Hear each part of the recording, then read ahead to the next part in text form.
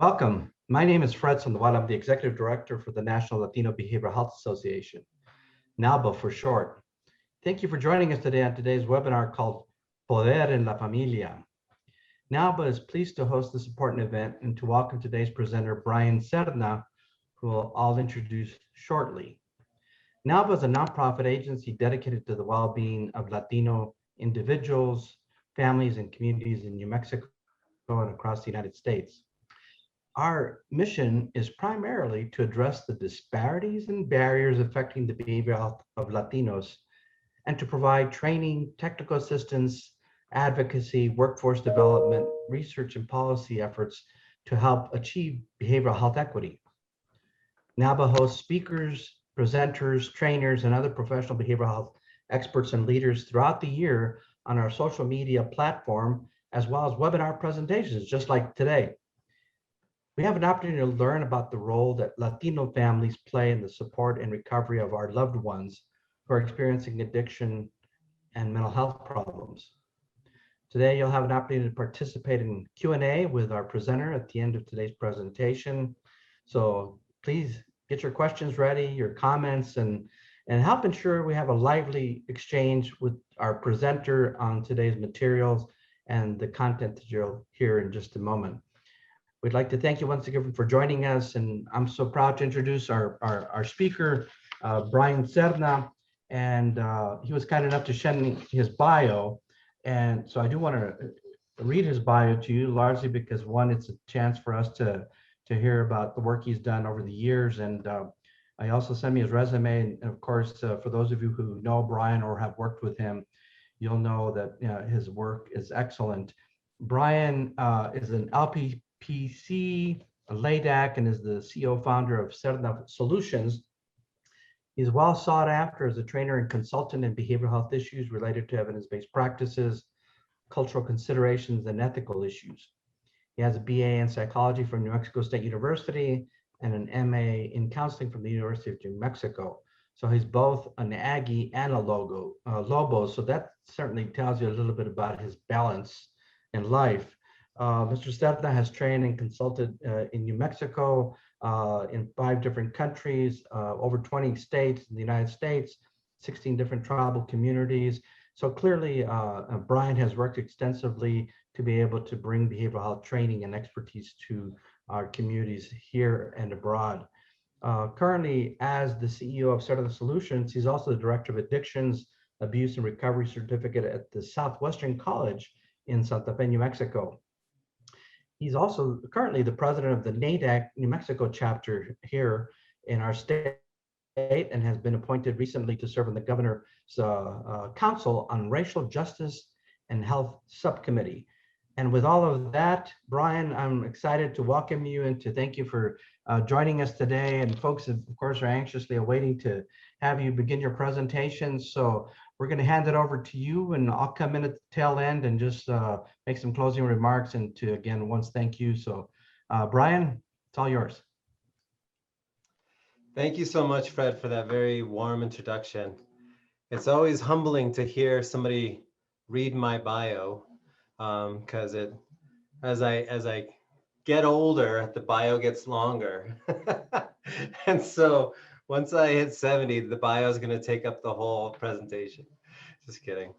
So welcome, everybody. For the next 90 minutes or so, we're going to be talking about empowering families to address addiction. And I titled the workshop Poder en la Familia, mostly because I have had, most of my career has been in New Mexico. I am a native New Mexican, and I've been working in Albuquerque and Santa Fe for most of my life.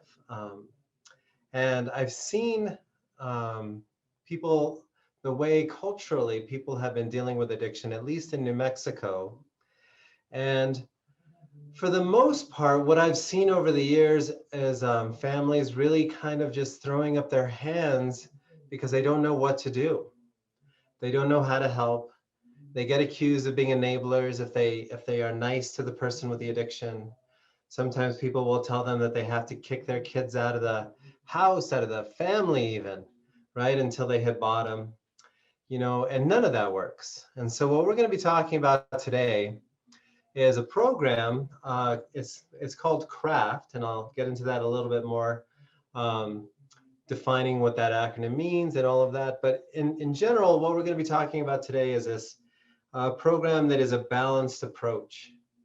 So in other words, we can work with families using the strength of the family to actually increase connection, meaningful connection to the person with the addiction, while maintaining boundaries and keeping them safe, right? I think in our popular culture in America anyway, it's always dichotomous. It's always black and white. Either you're enabling or you're doing this thing called tough love, which is a lot more tough than it is love, right? It's basically cutting people off. And you know that, and neither one of those work. You need a balanced approach. You need an approach that is sustainable and that actually builds on the strength of the family. And so one thing that's not in my bio is this model that I'm going to be talking to you all about was my first job. So as soon as I got out of college in Las Cruces, my first job was working on a craft grant in Santa Fe, New Mexico. And we were working with mostly Hispanic families from the greater Santa Fe area in New Mexico. And it was very powerful. It literally changed my life, obviously. You know, it sent me down a path to where this is something that, it was the first thing I learned, and it's something I've never let go of.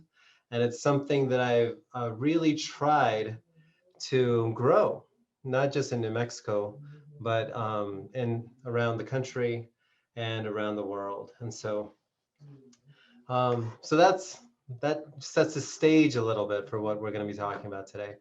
If you have questions after this, we do have a question and answer section of the training that we're going to do at the end, but you can always email me, and my email address is right there in front of you, brian@sernasolutionsllc.com,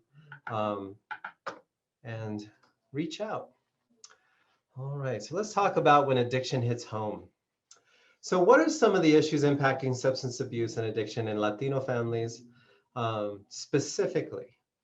Right, and so this is based on my experience, and I first of all just want to acknowledge my experience is a little limited, right? It's working with Latino families directly. You know, it's been in New Mexico, so these are families in northern New Mexico that will identify sometimes as Spanish. When I was working in Albuquerque, you know, sometimes people would identify as Spanish, sometimes Chicano, sometimes Mexicano. But these are the families that I worked with this model. I will say, though, that I've been involved in certifying practitioners in this model in English and Spanish from places all over the country. So I've heard Spanish sessions in El Paso, Colorado, California, Baltimore, New York. So I've heard, you know, different communities implementing this model. And I've always seen it succeed. And I think one of the reasons why it does succeed is it does build on the strength of a family. And so one of the issues that I think that it's not unique necessarily to Latino families, but sometimes it just has a different angle to it. And that's the stigma and judgment from extended family and community, right? And from here, I can just talk about my own experience in my family as a Chicano from northern New Mexico. You know, there would be cousins, extended family, who may have an addiction. And it wasn't really talked about other than to say, don't be like your uncle so-and-so, or you better not turn out like your cousin so-and-so, right? But that was it. You know, there wasn't anything beyond that other than, you know, sometimes a smack in the head and saying, Tonto, don't be like your cousin Antonio, like that sort of thing. Antonio doesn't have a problem, by the way. There's also a lack of understanding in American addiction culture. And I saw this more with the Mexicano families that I've worked with over the years, where the generation that is growing up in the United States is around things that their parents, their grandparents have no experience with. Different drugs, like, for example, just even a few years ago when people were vaping a lot and vaping cannabis and that sort of thing. There wasn't, we actually would have to explain to parents what was going on. And that's part of what we do in the model too, is we will explain to parents the signs and symptoms of use, what paraphernalia is, that sort of thing. It's sometimes it's really fascinating once you, sometimes I would have parents like literally bring something into the office and say, what's this for? And I would have to show them, not necessarily show them, but tell them what it was used for. Or sometimes I'll describe a smell, right? And so there's a disconnect because they just don't have the experience with those types of substances. And so sometimes it's easier for kids that are first generation Americans to hide, you know, their behaviors from their parents and whoever is their caregiver. And sometimes it's just easier for them to hide it. There's also a reluctance to seek services for family problems, right? And so, you know, again, in my family, you know, if there was a problem, it was dealt with within the family for the most part. You know, and in some other families, you know, sometimes you would get a priest involved or you would get pastor involved, godparents, you know, padrinos, madrinas, that sort of thing, but it's still in the family. It's basically extended family. And so there was a reluctance to seek help for things like this. You know, in my family, there was a reluctance to even go to the doctor, right? And I think that that's shared with a lot of Latino families, as there is this reluctance to even seek medical care, much less behavioral health care. And so there's also a lack of access to culturally and linguistically competent services, right? And those two things are both important. That's just, it's one of those issues. I feel like it may be getting better, but way too slowly for the need that's out there. You know I'm speaking to people from all over the country, and I'm humbled by that. But again, falling back on my experience in New Mexico, I did look at the data as far as who are the behavioral health providers in New Mexico. And if you look at the data of who's providing services, and this is all people looking that have drug and alcohol counseling licenses, clinical counseling license, social workers, and psychologists, it's 70% female and 70% Anglo. And so, and very few services that are offered in Spanish. So there's all these issues. When addiction hits a family, you can see how the family does feel isolated, alone, judged, all of those things. One of the things as a tangent, and I don't have a slide on this, but one of the things I was honored to be a part of was I was asked to provide a series of workshops for the Santa Fe Archdiocese of the Catholic Church. And it was all based on this model. And so basically what we were doing, we were teaching lay people how to do this model in their own families and how to help each other and how to create little support groups based on this model. And these were people that were involved in the Catholic Church. And so that was just another way to get to these people who are really desperate, really needed help. And, you know, and this is just something that supplemented their prayers, right? It was skills that we gave them so that they just didn't feel like all they had was prayer. They also had some tangible, real skills. So why do we need a new model to help these families who have a loved one with an addiction? It has been estimated that half of American adults have a close family member who has suffered from alcoholism. So this is data that was collected in the mid-90s. And it's just alcoholism. So just let that sink in for a minute. Half of all American adults have a close family member who has suffered from alcoholism. If we were to also include alcoholism and other addictions, that number would greatly increase, right? Also, we need a new model because many clinicians believe that help-seeking behavior is associated with addiction severity. And these individuals must hit rock bottom before they are motivated to enter formal treatment. How many of you have heard that myth, right? They're not ready for help. You have to wait until they're ready for help. And ready for help usually gets translated into they have to hit a rock bottom. What the research actually says is that having more severe drug-related problems is inversely associated with treatment admission. So the more extensive the addiction severity, the less likely a person is to seek services, seek help. So we've been doing things backwards in our field for a long time, right? It has been systematically shown that old school confrontational approaches, like breaking down defense mechanisms, consistently fails to be successful in the treatment of substance use disorders.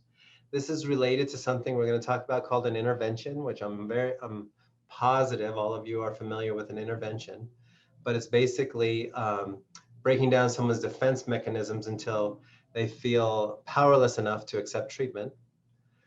Also, there's a growing body of literature that establishes that an empathic, benign, respectful, and collaborative approach is effective to encourage people to sample new healthy behaviors.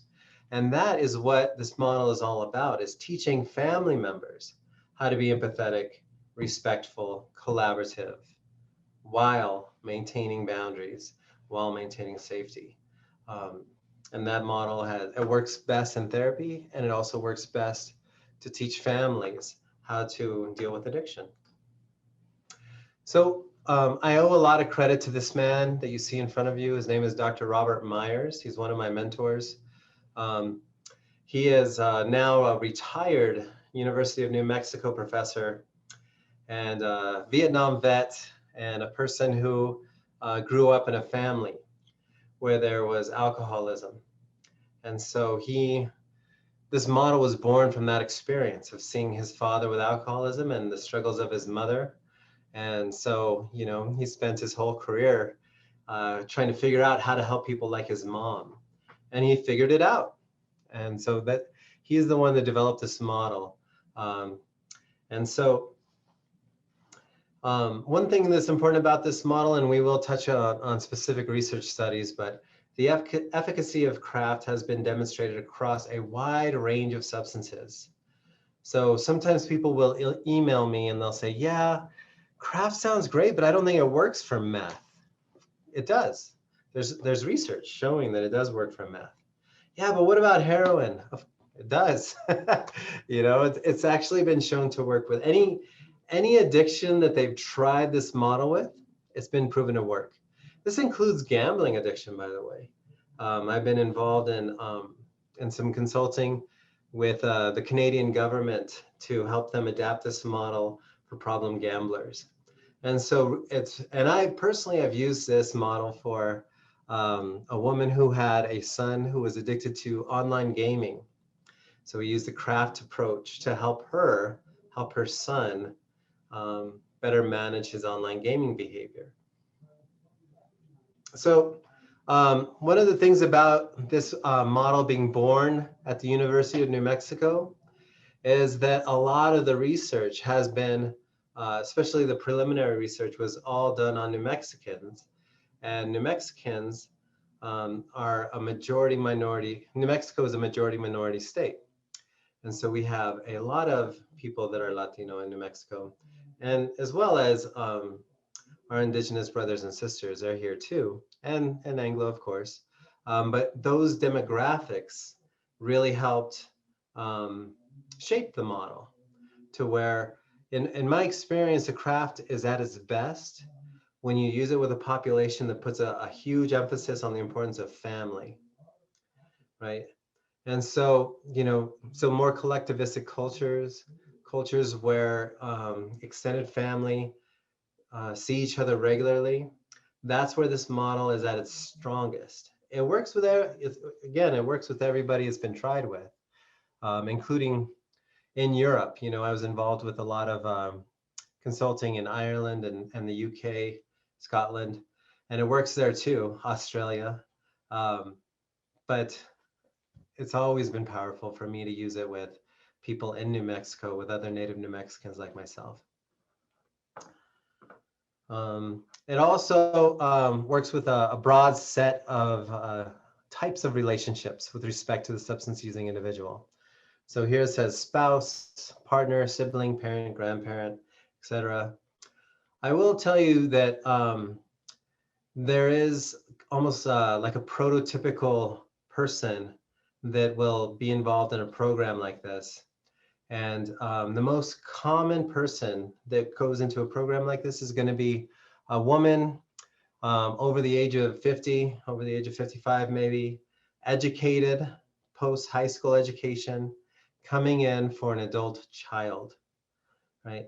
So adult children, young adult children, or just adult children in general, that seems to be kind of a forgotten, a gap in our service delivery system in our country, really. You know, they only, those folks that are in their 20s and 30s and they desperately need services, a lot of times the only way they wind up in services is they're court ordered into services, right? But if the person knows how to avoid the law, or just is lucky that they haven't been arrested, they are just left to their own devices, and these families are just waiting for the worst to happen. And that's where CRAFT comes in. So what is CRAFT? So CRAFT is a comprehensive behavioral treatment. It's an acronym, CRAFT. It's community reinforcement and family training. It works through family members of unmotivated substance using individuals to influence them to enter treatment. It also influences them to reduce their use or eliminate their use, or it can influence them to get a job or just engage in some pro-social behavior. But it's using the family members to try and reinforce positive behavior. And so getting them into treatment is the primary goal, but it's not the only goal in CRAFT. So right here, the second bullet tells you a little bit about another goal that we have, and that's improving family relationships, enhancing the self-efficacy of the non-using family members. And in general, what we're trying to do is empower families so that they feel less anger, less anxiety, right? They just feel more in control, at least of their behavior. You know, obviously nobody can control somebody else, and we make sure our families understand that they can't control their loved one's behavior, but they can control their behavior. And in doing so, they can be more influential over their loved one. And so what we see is that people who participate in this program, they almost always get their loved one to go into treatment. But beyond that, virtually all the time, we see reductions in anxiety, anger, and depression whenever we measure it. So what does community reinforcement mean? So basically, it means that you're trying to influence someone's immediate environment so that it starts to reinforce or reward healthy behavior, right? So that's what we're trying to do. This CRA, by the way, is an evidence-based practice for the treatment of addiction. So this is something that if you're an addiction professional, this is something that you can learn and use. And it's, again, it's a comprehensive behavioral model in the treatment of addictions. So basically what we're doing is we are doing family training. We are training families how to do CRA in their own family.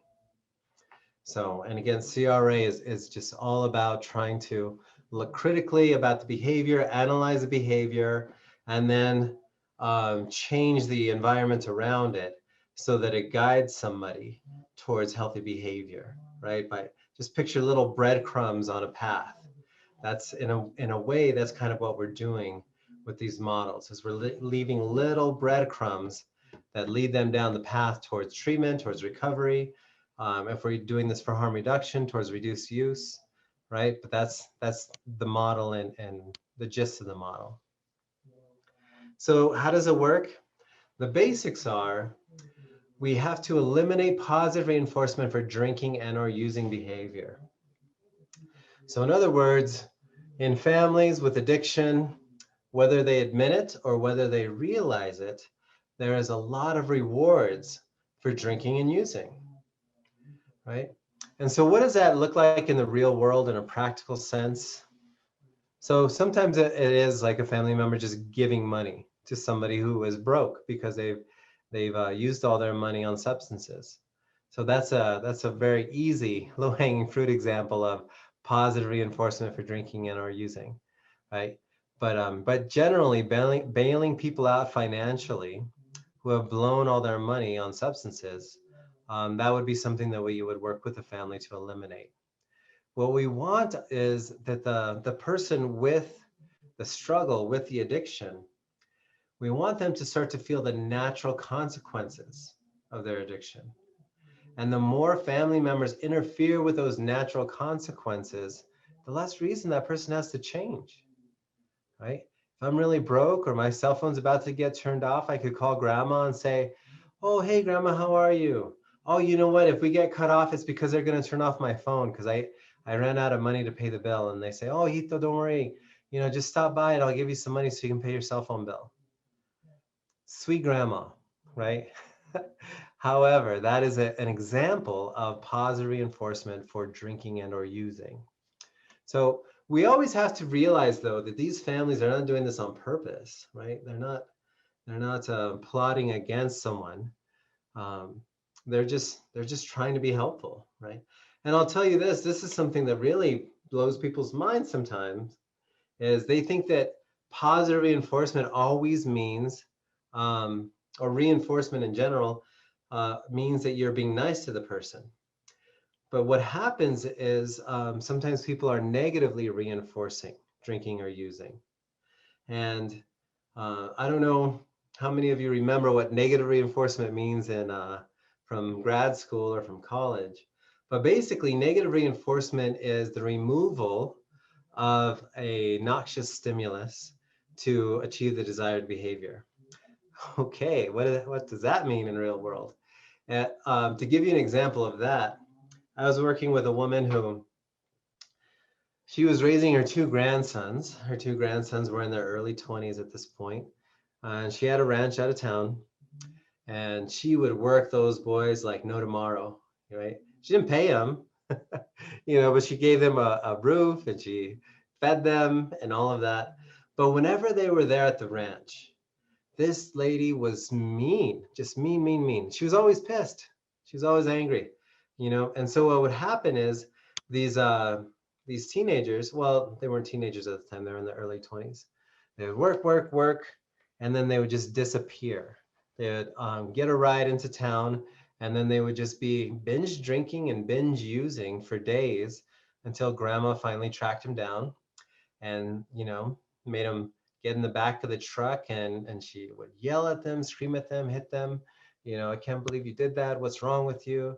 Who has you out there doing that, doing God knows what? And, you know, and it would never stop. And so I asked this woman, I said, well, what about when they are doing what they're supposed to do?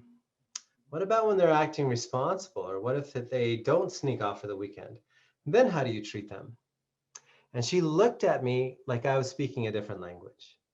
Right? She said, what do you mean? And I said, well, you know, when you want them to stay home, right? You want them to do work, right? Is there ever a time when you're not angry with them, when you're not yelling at them, when maybe you guys are even just sharing laughs? Does that ever happen? And then she was speechless because it never even occurred to her to actually make it enjoyable for them to stay home. So that's an example of negative reinforcement for drinking or using, right? It got the behavior, drinking or using, it was an escape from all the negativity at home, right? And so just by doing something a little bit differently, if they are home on a Friday night, she made them something special, right? She liked to bake, and so she would bake something, and man, they would eat it up, literally, right? And then they wouldn't want to leave so badly. You know, it didn't fix everything, but that's a breadcrumb, right? Remember, we're dropping breadcrumbs to guide somebody towards healthy behaviors. And so another basic is enhancement of positive reinforcement for non-drinking, sober, non-using behavior. So those are that I was also, in that example, I was talking about that too. There has to be a difference between the way the family behaves towards the person with the addiction when they're using and when they're not using. If there's no difference, right? If the family is always negative, if there's always fighting, if there's always shame, if there's always guilt, right? Whether or not the person's using or not, what incentive is there to stop using? None, none at all, right? But how do we get a family to realize that? First, we have to do a lot of validation. You know, like this woman I was working with, she said, "Oh, but they stole from me." And I say, I'm so sorry that happened. How much did they steal? She tells me the whole story. I give her validation, empathy, right? And you know, I'm empathetic to her situation. However, there has to be a difference between the way the family behaves when times are bad versus how the family behaves when times are good, right? Has to be a difference. And more importantly, the person with the addiction has to feel the difference, right? That when I'm not using, things are better. That's the whole point, right? If things are worse or the same, whether I'm using or not, they might as well use, right? Because at least that's an escape. So that's what we're working with families to realize, especially those families that are high conflict families that have been hurt a lot, been lied to a lot. They have all these good reasons to be angry. And I'm not saying that facetiously. They literally have good reasons for their anger. And of course, we just validate that. But they do have to change their behaviors.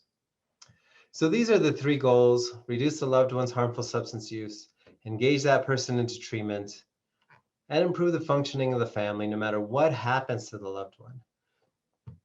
So even if the loved one doesn't go to treatment, even if the loved one doesn't reduce their use, the family is functioning better. The family is looking at the situation with some clarity, and the family knows how to respond in a way that keeps them safe, but often doesn't make the addiction worse. And what do I mean by make the addiction worse?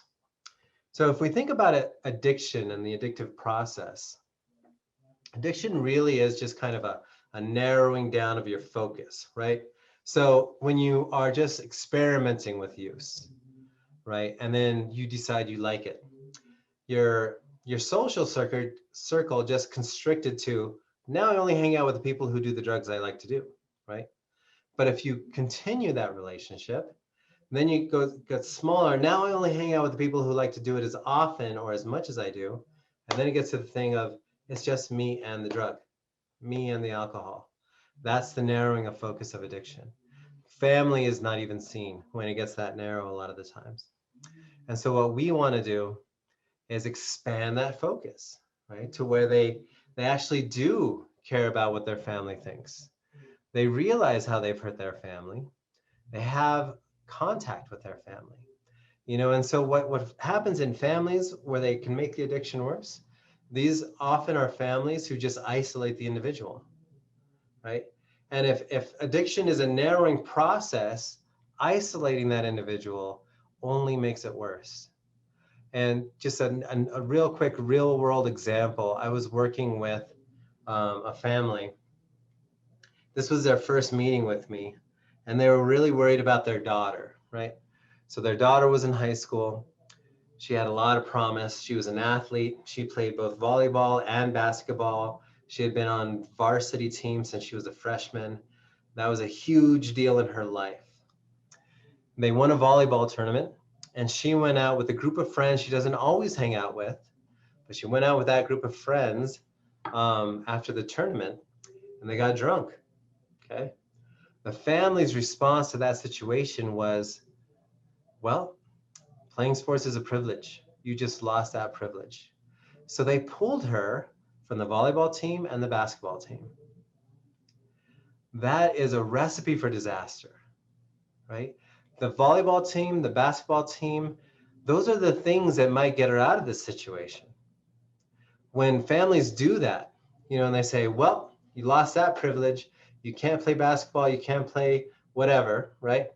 What is she left with, right? She doesn't hang out with the basketball players anymore because they are busy playing basketball.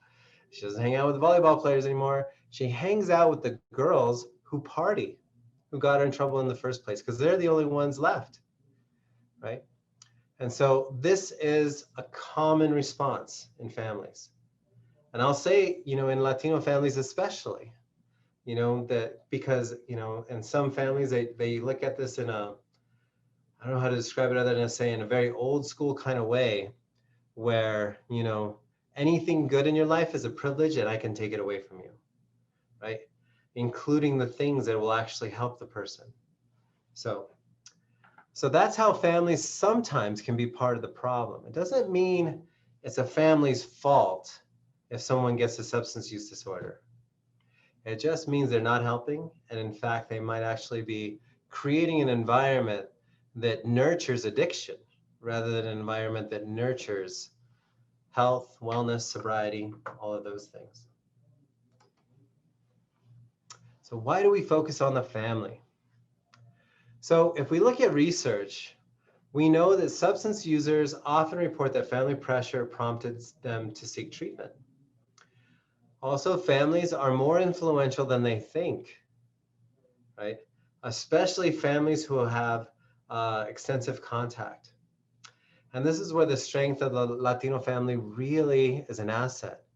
You know, in New Mexico, in rural New Mexico, it's not uncommon for people to have trailers on one plot of land. So once somebody becomes an adult, they might put a trailer on the land. And so they're literally, you know, a stone's throw away from each other. And one family, the young family is raising kids, and grandma and grandpa are in the back of the lot in their own house, in their own trailer. It's a beautiful thing, right? It can be, and it can also make it really, it can make it a lot easier to do a model like this. Sometimes I get phone calls of people saying, I really need some help. My son's out of control. And I say, okay, where are you? And they say, well, I'm in New York. I say, and your son? Well, that's the thing, is he's somewhere in California, but I haven't talked to him in at least a month. I'm not sure where he is. And unfortunately, what I have to tell that person is, this program's not going to work for you unless you can get some meaningful contact with your son. So whatever that means to you, does that mean you get on a plane and go hunt him down? If you do that and you have some meaningful contact and you decide to stay out there with him a while, this is the program for you. But without meaningful contact, or a way to get meaningful contact, this program is not going to work. So families are often the true experts on their loved one's behavior. Families also need help. They're victims of violence, verbal assaults, money problems, marital conflicts. The list goes on and on and on and on and on. On and on, AL-ANON. There's a rhyme for you. And so what do families typically get? So these are traditional interventions for families who have a loved one with an addiction. The first one is AL-ANON, and AL-ANON's awesome. Okay. AL-ANON is a support group. It's a 12-step support group. And you go into a room and you're talking to people who have a loved one with an addiction, and there's no judgment. People have been in your shoes before, so there's lots of understanding and lots of support. However, the first step of AL-ANON, if you didn't know, is you must admit your powerlessness over your loved one's addiction. Step one, admit your powerlessness over your loved one's addiction. That is the exact opposite of empowering families, right? So in AL-ANON, there's this thing called compassionate detachment, right? You love them, but they're going to live their life. It's their path. You better focus on your own path, right? You're not involved in trying to change them. If you are involved in trying to change your loved one, then that means that's an example of your pathology. That means something's wrong with you. And you need to go to more meetings. You need to meet with your AL-ANON sponsor. You need to read the book over and over again until you let go of that need to try and influence your loved one's behavior. So again, all of that is good for some families, right? especially families that no longer have meaningful contact. They haven't seen their loved one in years. Those are the folks I would send to Al-Anon. For people who do see their loved ones, their loved one lives with them, their loved one, they see them every Sunday, you know? Those people need something more than feeling powerless and hopeless and detaching. Those families need real skills. They need support and skills, both, and so they need craft. So if they're not going to Al-Anon, the other traditional intervention for families is an intervention, right? So right here, this image is actually taken from The Sopranos. And if you haven't seen the intervention by The Sopranos, you're missing something, because it's pretty realistic, you know. Actually at the end of the intervention, they just wind up just pummeling the guy with the addiction, like literally pummeling the guy, which happens in interventions, believe it or not. And you probably do believe it. If you just know how an intervention is supposed to work, it's basically the person whom the intervention is being crafted for should not know that it's coming. It should be a surprise, right? And you need to get as many people as you can involved. So anybody that means anything to that person gets contacted. And then what happens is, there's a surprise intervention. And then each family member gets to read a statement that was prepared for the intervention, where they read basically, how hard has it been for me as your family member to watch you in your addiction? So, I'll say that again. So the statement should read, how hard it's been for me to watch you do that to yourself. So it is kind of twisted, right? Because you're trying to make them feel sorry for you, feel guilty for how they've hurt you, and they're really the ones that are suffering, right? They are the ones hustling for the drug. They're the ones crossing all the lines. Crossing lines they told themselves they would never cross, right? Doing things with their bodies they never thought they would have to do. They are the ones suffering, and you're saying, yeah, it's been real hard for me to watch you do that to yourself. And so often what happens in an intervention, number one, the most common thing with an intervention is the family backs out. They say, we don't think they're going to go for this. And so they don't complete the intervention. And then, another very common thing is somebody walks in the room, take one look. What the hell is this? Why are you all here? Oh, you think you're going to do an intervention? And then they leave. And if they're barred exit, they will push, shove, do whatever they need to get out of that space. And sometimes people do get hurt in that. A lot of people may watch the show Intervention, and they might like the show Intervention. It's compelling television, right? It's reality television, and it's compelling and it's dramatic. It's hard to watch sometimes. But I'll tell you, the one thing about intervention is the person knows the intervention's coming, right? The way that show is structured, they approach the person with the addiction and say, we're doing a documentary on people with addiction. We're from the show Intervention. Do you allow us to record you? So the person agrees to the intervention before the intervention even happens. So it makes it look like interventions are always successful, right? But that's just the magic of television. They couldn't do the documentary unless the person actually let them and they had informed consent. And so they're consenting to an intervention before the intervention even happens. So hopefully that'll change the way you view that show. That said, that show does help people. I won't say it doesn't, and I won't say it hasn't saved lives. Of course it has. But again, people are agreeing to the intervention before it even happens. All right. And so if they don't get those two things, sometimes the families are offered mental health counseling. And so that mental health counseling is usually like a mom coming in for her daughter with an addiction. The mom gets diagnosed with an anxiety disorder or a depression disorder, something along those lines. And then like most therapists, you might have been trained to just focus on who's in the room, right? So you're dealing with this woman and she keeps talking about how she worries about her daughter. And if you're doing most clinical work, you would actually encourage the mom to focus on herself, right? And say, you know, unfortunately, your daughter's not here with us today. It's just you and I. And so let's just talk about you today, right? And that's not going to help her, right? If her main concern is helping your daughter, trying to focus back to her, it's going to have limited utility. But the one that really breaks my heart is this fourth thing here, nothing. A family member calls a treatment center. They says, what do I do? My son's out of control. I don't know what to do. And then on the other end of the line, they say, you know what? I'm sorry, there's nothing we can do. If your son wants help, he can call us. And then he goes on a wait list, right? For in some areas. And so, but that is the most common responses.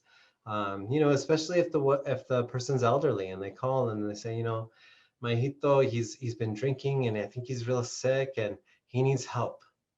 And then the person on the other end of the line says, okay, well, tell your hito to give me a call and we'll help him. Oh, but he won't call you. Well, man, there's nothing we can do until he calls. Right? So, and sometimes they're told that they have to wait for that person to hit bottom. So I pulled this image, you know, because this is hitting bottom. You know, what does bottom even mean, right? So this person hit a bottom and they're still falling. They're still drowning, right? So this idea that people have to hit bottom, it's just a dangerous game to play.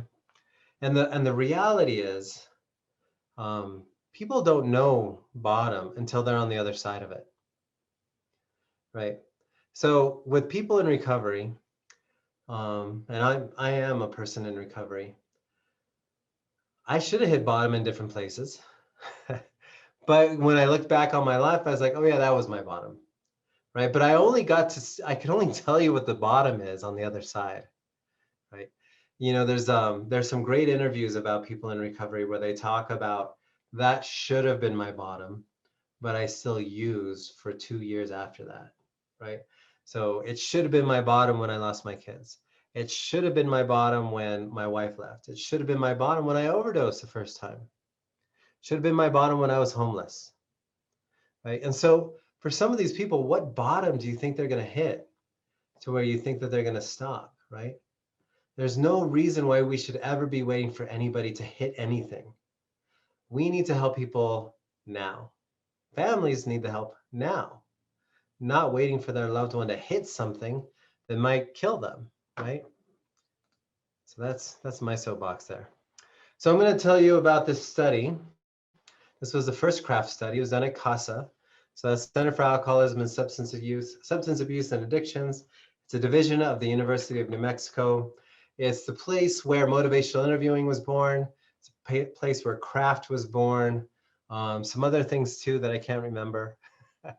But it's known around the world as a research center on addictions. And so this study was funded by the NIAAA, which is the National Institute on Alcohol Abuse and Addiction. It was published in 99. So that means the study was probably done in 95, 96, somewhere in there. And so what they did is they had 130 CSOs. So CSOs in the research, it stands for Concerned Significant Other. And so they had 130 people who wanted to help their loved ones, and they randomly assigned them. So this is a clinical trial. So if you're ever wondering if something's a true evidence-based practice, this is what you're looking for, random assignment. That actually means that you can tell the difference between how the variables played out if they were assigned randomly, right? So they either got AL-ANON facilitation, an intervention by the Johnson Institute. By the way, the Johnson Institute invented the intervention. They invented it, they still do it, they are the gold standard for interventions. And then CRAFT. So 130 people randomly assigned to one of those three conditions. So people who got AL-ANON, they had 12 hours of contact with a professional. The purpose of those sessions were to get the family to attend AL-ANON, help them accept their powerlessness, which is step one of AL-ANON again, and emphasized attachment and self-care. The intervention group, they had 12 hours of contact again, but it was grouped a little bit differently. They had 6 sessions, 2 hours each, 4 sessions of preparation and training. And you actually do need a lot of preparation and training to do an intervention, because usually it starts with one person saying, we need to help my brother, he has a drinking problem. And then you just build from there and say, who else can we involve? And then you meet with those people till you get a critical mass of, 8 to 12 people. And then you work with those 8 to 12 people to prepare their statements. And then you have that confrontation meeting. And then there was a post-intervention evaluation.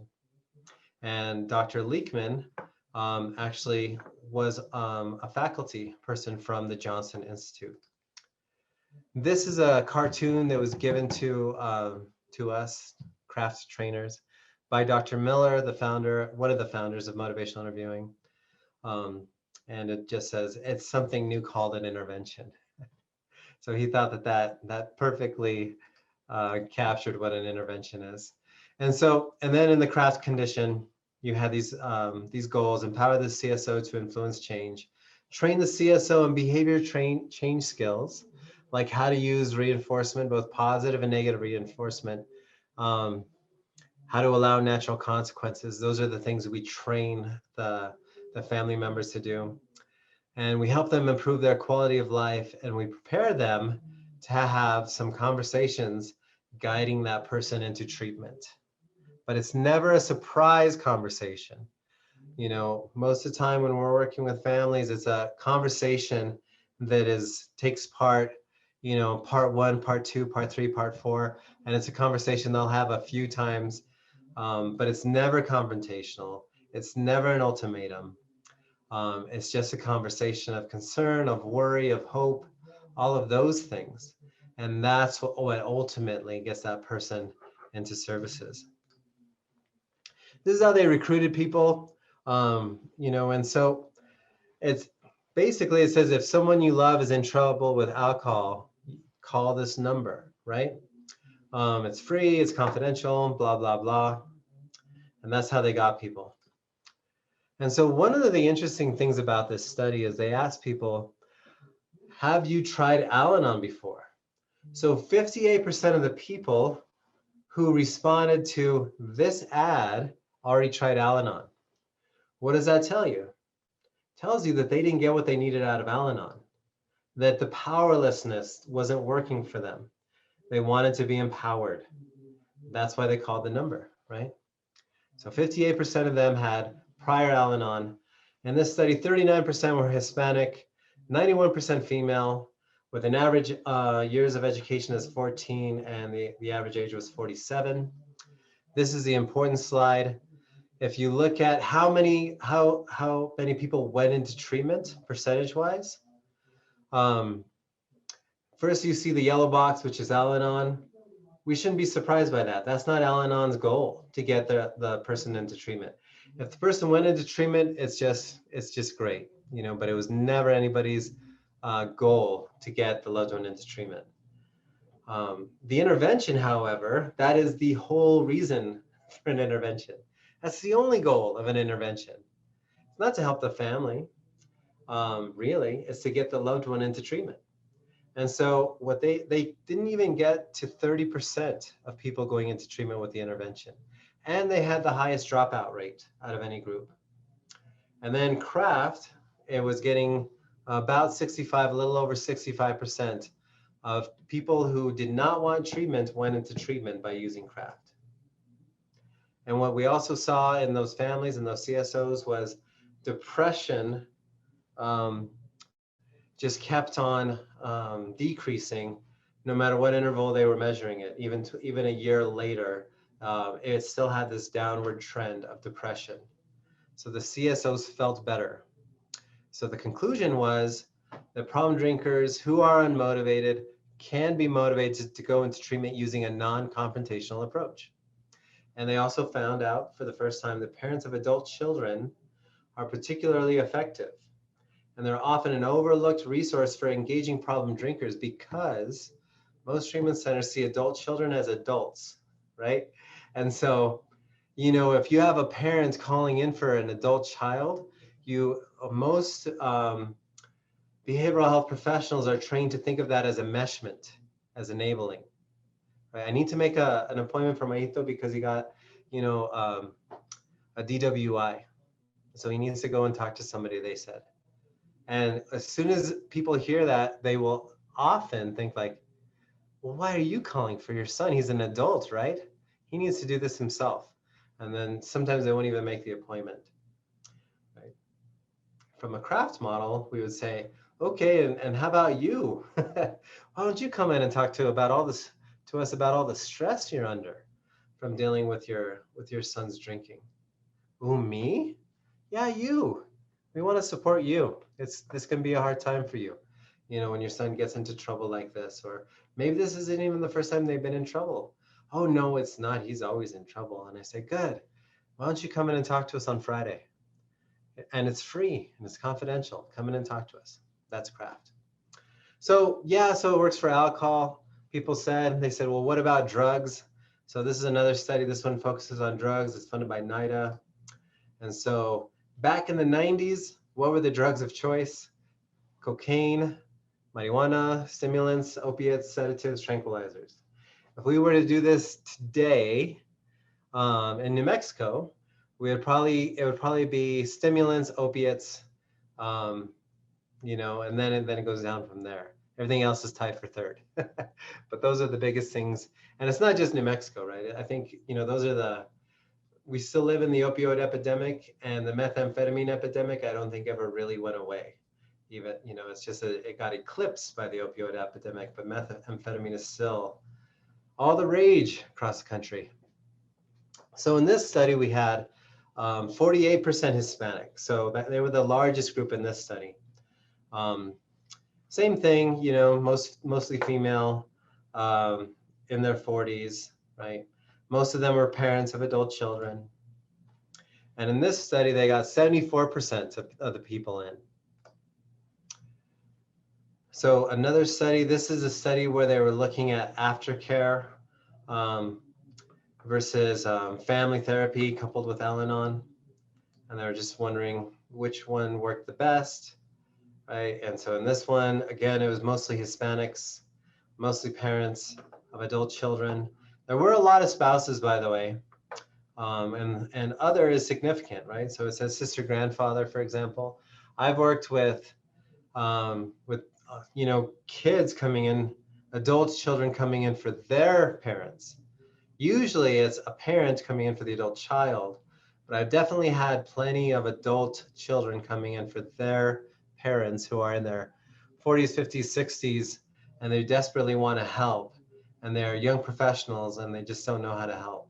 So we work with them too.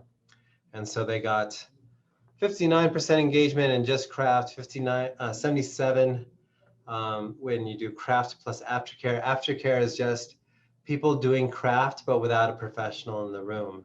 They learn the skills and they just support each other in doing those skills.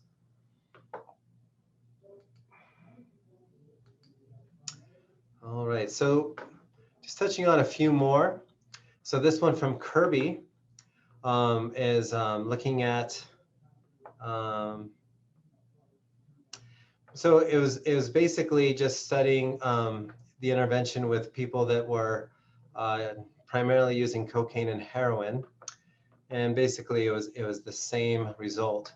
This one with WALDRON, this one was looking at adolescents. And so they had similar results. With the adolescents, what's interesting, number one, is this was adolescents, and it's also about getting adolescents to voluntarily get help. Not the parents force them, but to actually get them to voluntarily go in and talk to a professional about their drug use. And it was also interesting that the drug of choice was the most common drug used was cannabis. And I think that it's telling, because as more and more states allow for retail marijuana or cannabis sales, what you do see is an increase of cannabis use among young people, adolescents included. And so it's just increasing access. And a certain percentage of those people using are going to need some help. Not everybody, but a certain percentages. All right. This is a study that I was involved in. So this, remember I told you my first job was working on craft. So it was published in 2009, but we were doing the study in 2001, 2002, 2003. I think it wrapped up in 2004. And then it took them a few years to get it published and to wrap it all up and all of that kind of thing. So in Santa Fe, my job at the time was I did intakes. And so what was interesting about my job was people would call and they say, I saw the ad in the paper. I have a loved one with an addiction. I need to come into your program. And my response would be, thank you for calling. Does your loved one want help? And if they said, I don't know, then my response is, go ask them, right? And if they say, yeah, they want help, then bring them to the phone and we'll give them help. If they say no, then you could be in our study. Because the way our study was structured is we can only allow families who had a treatment refusing loved one. So not only just a loved one who was like ambivalent, they actually had to be treatment refusing in order to get into our study. And with those treatment refusing individuals, we got a 65% engagement rate, which is a higher bar than some of the other studies because we had that extra step where, you know, if they didn't know if their loved one would accept help, they had to ask first. And sometimes, right, they would say, you know, my mom has a drinking problem. And I'd say, well, does your mom want help? And she said, oh, I doubt it. And I'd say, well, you know, how about you ask her and then call me back? And if she does want help, then we'll help her. But if she doesn't, then we'll help you, right? So it was a high bar to even get into this study. And in that study, it was 59% Hispanic. All right. So one of the things that was interesting when I was doing this, working with the Hispanic families, especially in rural northern New Mexico, is when I was working with the Anglo families, it was often just one person coming in for another person. I'd meet with that one person, we'd go through the model, I'd teach them the skills, and they'd have some success. When I was working with some of the Hispanic families, and also some of the tribal families, the indigenous families that I was working with, what wound up happening was I would start with one person, and then it would quickly turn into 2 or 3 family members I'd all be meeting with, to where it was started to become a common thing for me to book the conference room for our craft sessions, because I would have 3 or 4 brothers and sisters, a mom in there, a grandma in there, an uncle in there, you know. I would have so many people and they all wanted to help. And it was so vital to get them all on the same page so that they were all doing the same thing, increasing connection while holding boundaries. But if we can get everybody, especially grandma in there, on the same page, then there's nothing for us to do but other than just be successful, because it would be just so consistent and love coming at that person from all these different areas.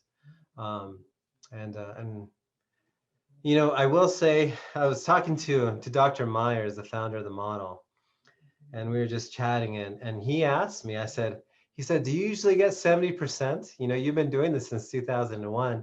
And I thought long and hard, and I said, I don't want to, I'm afraid to say this out loud, but I cannot think of one family in all these years where I was not able to get the loved one into treatment. So it was about 100%. When I've done this over the years. And so,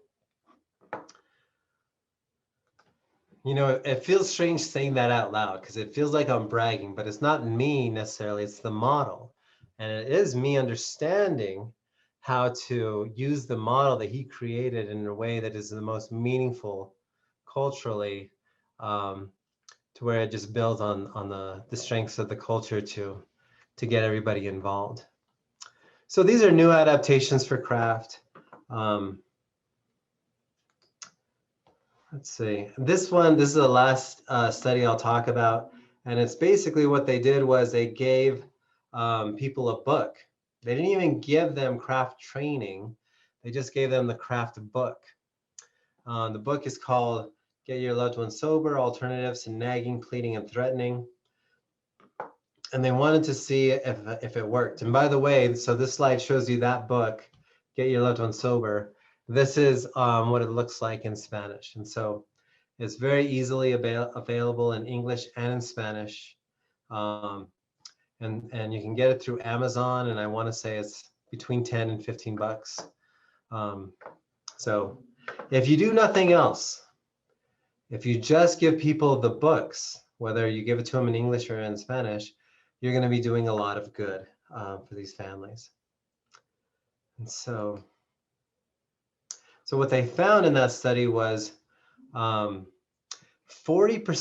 of the people that just got the book got their loved one into treatment, which is better than an intervention.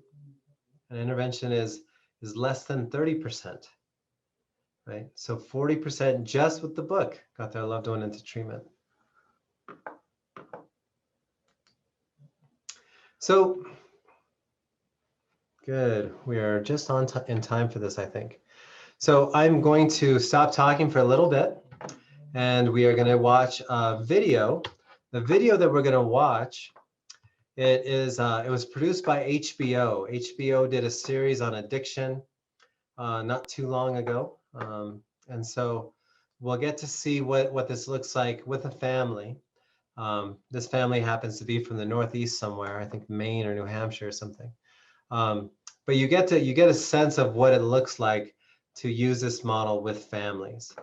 And so I'll go ahead and play that video now, and then we'll come back and I'll answer a few questions.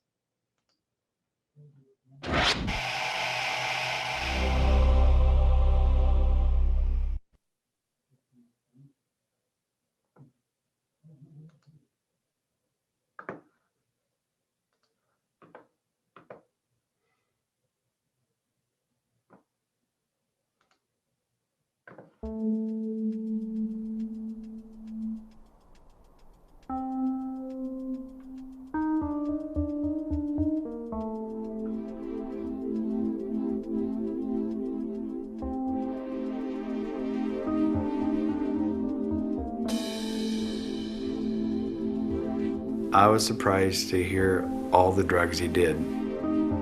I had no idea that he was drinking that much or that he was high every day in school.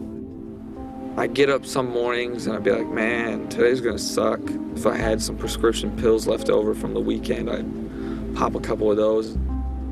This is a disorder of young people. Very little addiction starts after the age of 30. It almost always starts between the ages of 18 and 25.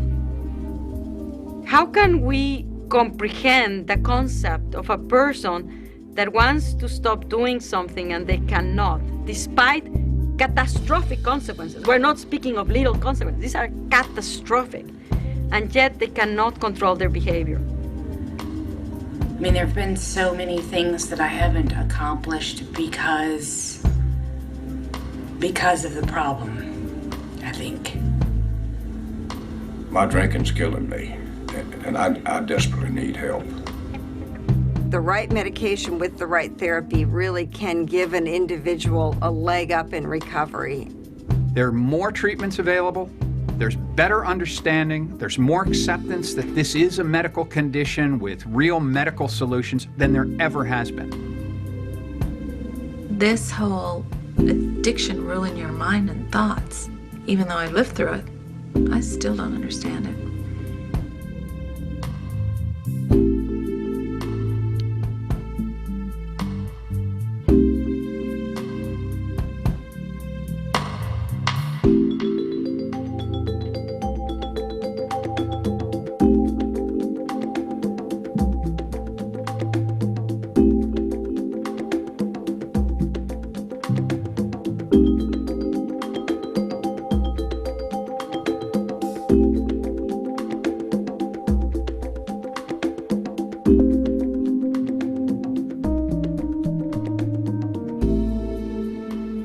Being in a family with somebody who's actively alcohol dependent is really, really hard.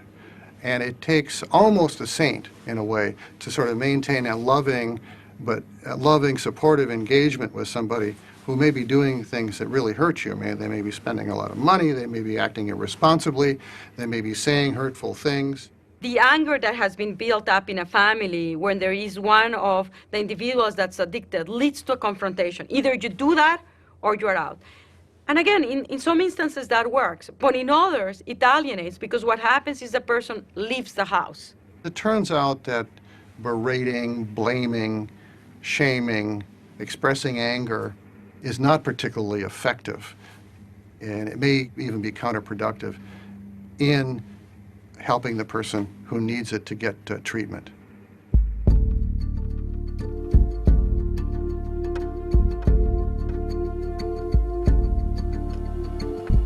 My father was absolutely the nicest guy in the world.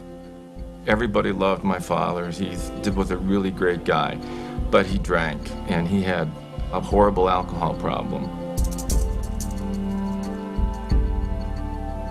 My mother dealt with it by kind of being histrionic and yelling at him and screaming and being upset, nagging him and then pleading with him and on and on and on. And my father would say, oh yeah, okay, I'll cut back, blah, blah, blah. Typical, and he never did. It was a ripple effect. It was a trickle down. When my dad was drinking and he was gone, my mother was angry. When she was angry, you had to watch out. You had to stay out of her way. She died at 45 years old, which is part of the reason I got into doing what I'm doing today, is because I saw the way she suffered all those years, just praying, just hoping that he would get his shit together, and it just never happened.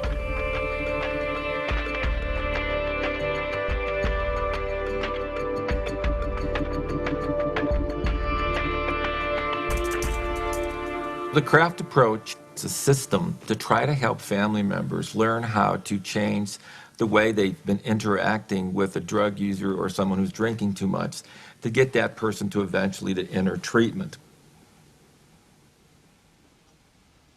He's heard it before, but I've always said it. You've always said, enough is enough. Okay. You know, it's time for you to stop. Okay. You know, and I know it's falling on deaf ears. I know this, but it's like I'm compelled to say it, and I don't know how to turn around and walk away. Right, right. We don't go to school to learn how to deal with a drug addict. We don't go to school to learn how to deal with a crack addict. We don't go to school to learn how to deal with a father that's a drunk, or a mother that's a drunk. Again, his behavior when he's drinking, like you said. Behavior is horrible when he's drinking. Yeah, yeah. So you can tell he's drinking because he gets argumentative, he gets nasty. I don't think it takes much to get him drunk. Really? No. I think 3-4 beers and he's wasted. The amazing thing about family members is they have so much knowledge about the drinking and the drug use. They know when he drinks, what his moods are, what he does when he drinks, what he says when he drinks, how sick he gets. They know everything, how long it takes him to sober up, but they don't know how to interact and how to get him into treatment. So they have all this information and they're just real frustrated because they don't know what to do with it. And that's where craft comes in. I tried many things. I tried bribing him. I tried pressuring him. I would argue. I would get upset. You name it, I tried it. It did not work. In my family, we have a severe history of alcoholism. My first husband was a severe alcoholic, and all 3 of my children have severe problems with addictions. And I have had guardianship of my grandson since 1993. Doug actually started drinking the first time I can recall. He had picked up a beer during the summer, and I have a picture of him holding this beer. He was probably 3 years old, and we all thought it was so funny. It wasn't funny. It was very tragic.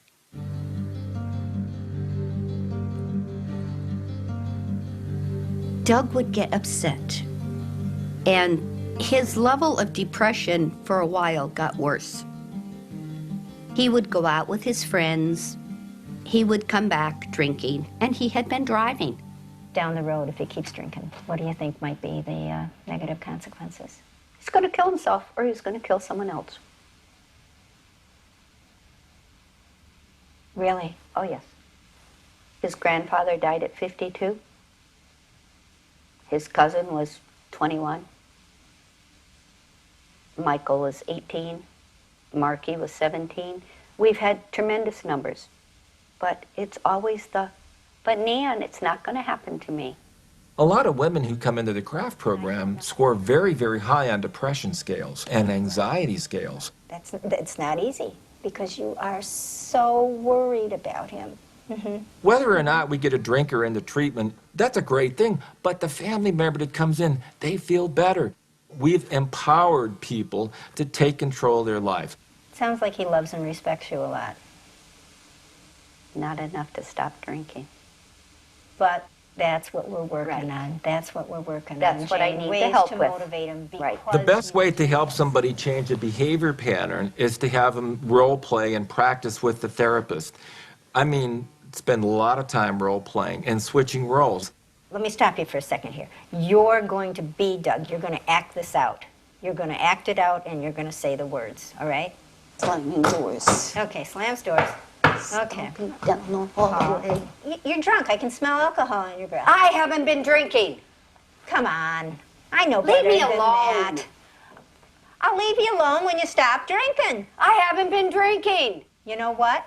You're going to end up just like the rest of our family leave me if alone. you keep this up. Leave me alone. I'm old enough to do what I want to do. Okay, okay.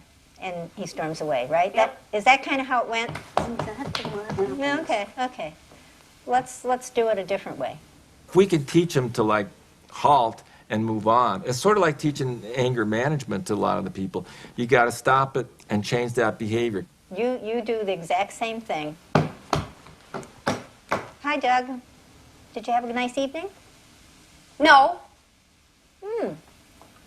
Sounds like you're kind of in a bad mood, huh? Yeah. What do you think? Can we kind of sit down and get together tomorrow afternoon sometime? Why? Just to catch up with you. Just want to talk to you and catch up with you. How does that feel? Well, why do you think I want to talk with you? Because I've been out. Oh, okay. Okay. You're right. This is not a good time to talk, Doug. You know, I'll see you in the morning, okay? I see. No big changes, but, you know, you didn't get into the old script. Because once you start getting into that old script, he's not hearing a thing. And what happens if you change that script a little bit, something goes off in his head like, no, wait a minute, how come she's not really on my case? So it's kind of just putting him off guard a little bit. It's important in craft the idea of positive reinforcement because typically in substance abusing families, everything is negative, everything is punishment, everything is fighting. So what we try to do is get the family member to list out what would be rewarding for the drinker. What are some of the things that might be competing behaviors for drinking? What are the things that he really likes? Does he really like watching certain videos? Does he like going to baseball games? Does he like to come home and, have sex? The idea is to uplift them. And some people do have a problem with it because we don't get negative and we don't confront people. Old school alcohol treatment believes that you really have to confront people. But with a lot of the new research in the last 15 years has shown that being motivational and using positive reinforcement and being nice to people is a much easier way to get people into treatment than by calling them names and being cruel and confrontational. So let's start to make a list of those rewards. And again, these are things that are important to him, not to you. He used to play the guitar beautifully. Oh, really?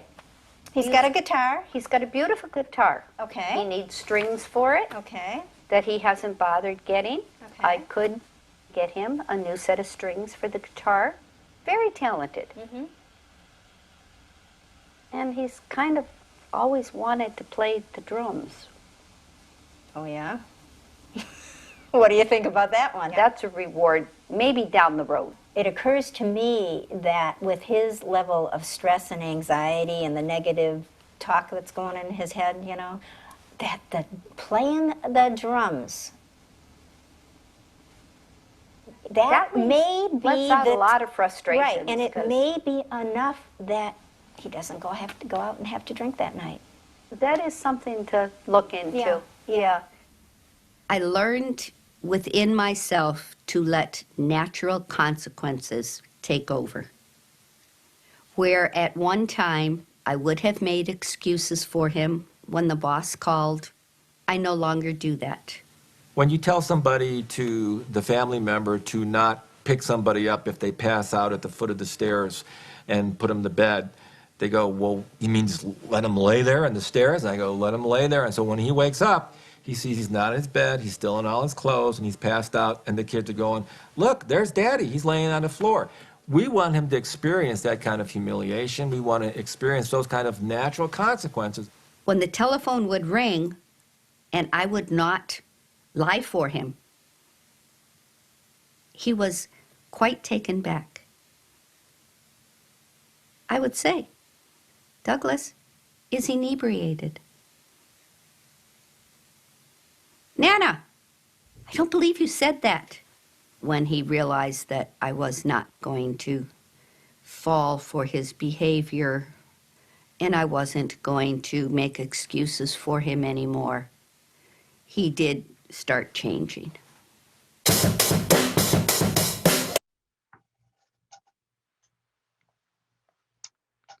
All right, so there are a few more minutes left in that video, but I do want to make sure that I give myself some time to answer some questions too. And so I hope from the video you can see the balance of the model, right? So it is being positive, you know, it is using positive reinforcement.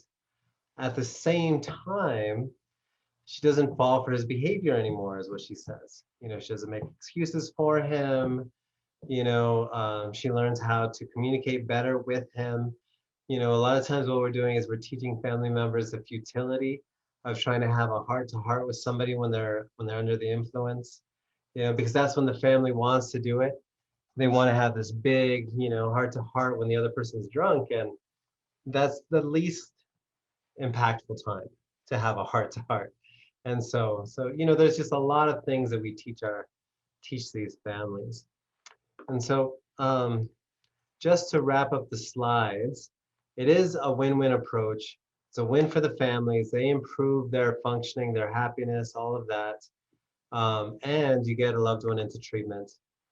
And this works with families where they have somebody who is resistant to treatment.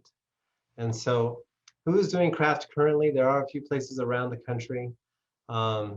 We are one of them, and we do craft coaching, you know, to anybody who needs it.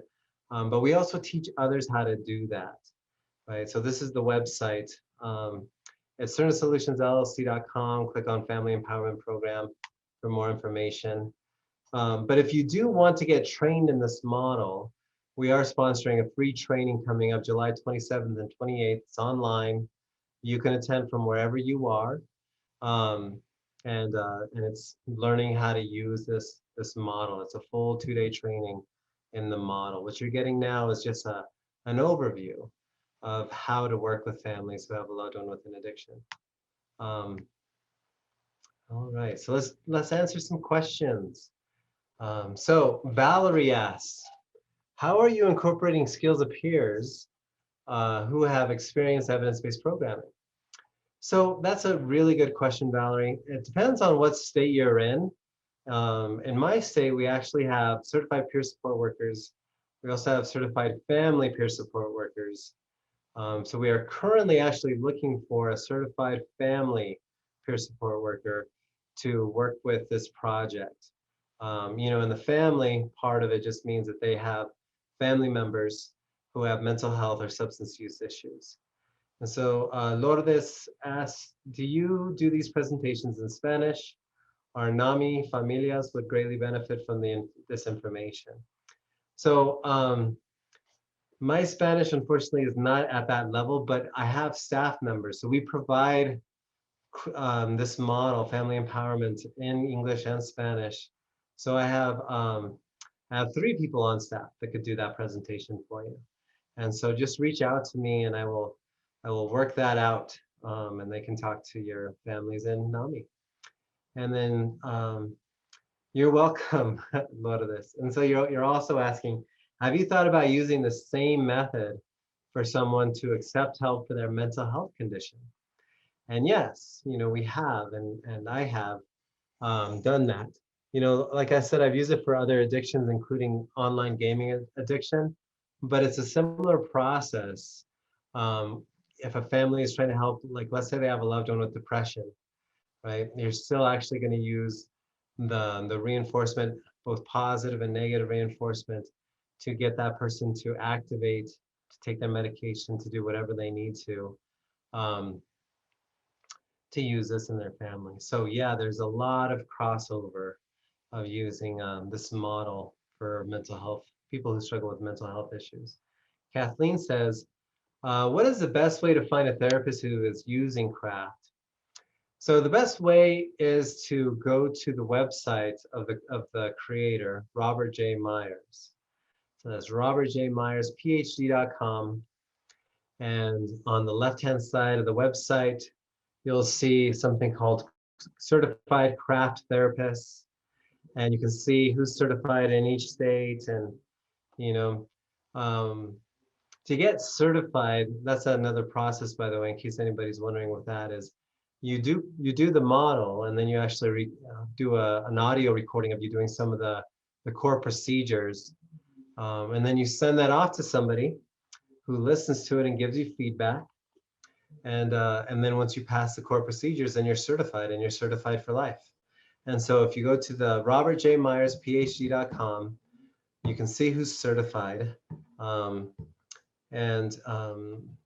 you can find somebody hopefully in your state.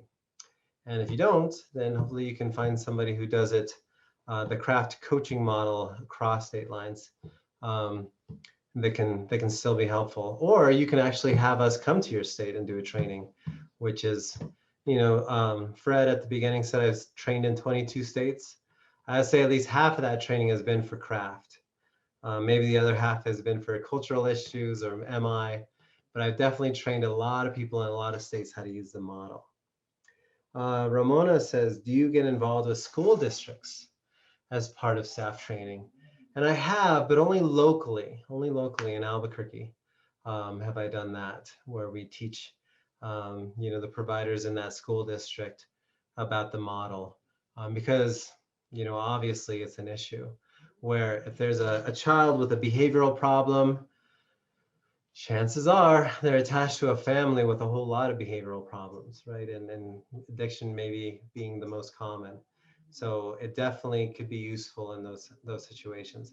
Another place that this is really useful that I have been continuously trying to push is when people are incarcerated, you can use this model with their family while the people are incarcerated to change the family dynamics. So when that person is released and they go back to the family, they're not met with a family who says, oh yeah, how long is it going to be this time? That sort of thing. They go back to their family and the family says, they use craft, they use positive communication. They said, do you need help writing a resume? Do you need to go see a counselor? We'll give you a ride. They're positively reinforcing healthy behaviors. Kathleen says, trying to register for the training on the 27th and 28th, but it says we need to reside, work in New Mexico. Is that correct? Good question. It is kinda, but so the funding source, these are New Mexico funding sources, but I do have permission now because we haven't hit capacity yet. So I said, I actually asked them, I'm going to be doing this thing for NILBA. Can I promote that specific training to a national audience? And they said, please do. So we haven't changed the website to reflect that, but you are welcome to register and share this with colleagues, no matter where you are, because we have not hit capacity. We haven't, so far in the past 6 months, we haven't gotten close to hitting capacity. So the more the merrier, actually. So yes, you lie and you say yes. And it says, can you please share the link for the training in here? No. But if you just go to the website and you click workshops, you'll find it. You can go to the calendar, look for those dates. You know, that's where it is. I think that's the link right there.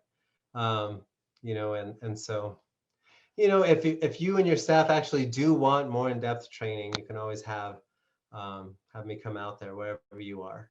If any of you are in Puerto Rico, I'd love to go there. So I'll just throw that out there. But I think it's time. I see Mr. Sandoval. He is ready to take back the wheel. And so I'm happy to give it back to you, Fred. Thank you, everybody. I definitely enjoyed my time talking to you all. And good luck. And I hope I can help in some way. Well, Brian, that was fantastic. Thank you for not only bringing forward information about the CRAFT program and providing the examples that you did to kind of put a context to how it relates to Latino families and communities. Those experiences all resonate for us, right? Given how prolific alcoholism and addiction is. But more importantly, thank you for providing your email address and the link here. Victor's already put it on the chat box, so folks can just copy it and put it in their browser.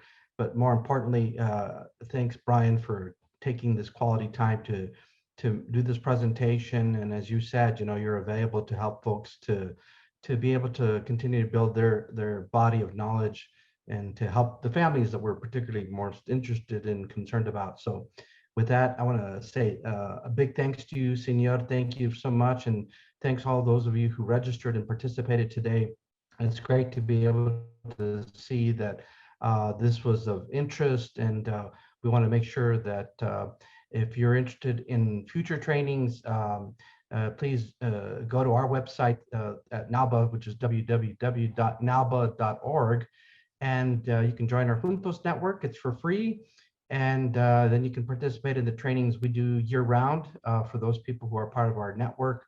And we literally offer just a wide range of opportunities, virtual learning session, webinars, training events, pláticas, the list just goes on. And the benefit of that is to help the Latino community learn about what programs, practices, and approaches are being used to serve our communities and our families.